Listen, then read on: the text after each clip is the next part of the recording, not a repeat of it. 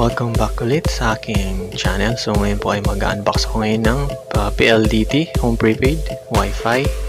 Ang type niya ay cat4. So hindi na siya yung bagong Wi-Fi ngayon. So bali may mga nagsipaglabasan ng mga bagong modem. So pero dito sa unboxing na to ay papakita ko sa inyo kung kailangan pa ba natin mag-upgrade na home prepaid Wi-Fi or mag-stick na lang tayo sa ganitong klaseng modem. So bali legit naman yung nabili kong modem. So nabili ko pala siya sa Shopee. So chinek ko naman, legit naman siya, guys. So bali nakalagay na yung yung SIM card.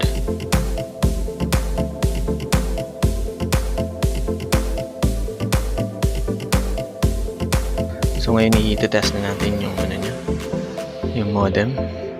So bali sa first time na paggamit nito, pag plug natin ng power supply, so medyo matagal pa siya.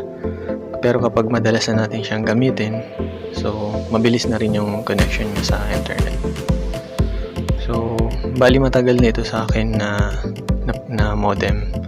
So ngayon lang ako nag-review nito. Based sa aking experience ay maganda naman yung ganitong modem at maayos naman yung internet na binibigay niya. So nakadepende na rin ito sa inyong location. So satisfied naman ako sa modem na ito, kaso ang problema lang ay yung internet ng Pilipinas. Yun ang talagang problema natin.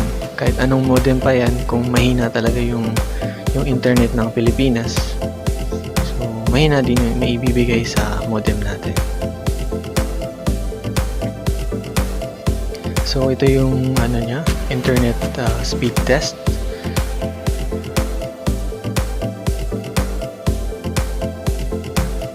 So dito ay makikita niyo from October to February, 4 months ago. So yung pagkakaiba ng speed internet nila.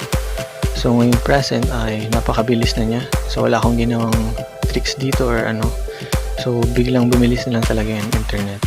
So dahil yan sa PLDT. So let me know po kung ano yung masasabi nyo sa ganitong modem. At maraming salamat na rin po sa panonood. Don't forget po to subscribe and click the notification bell. Thank you for watching.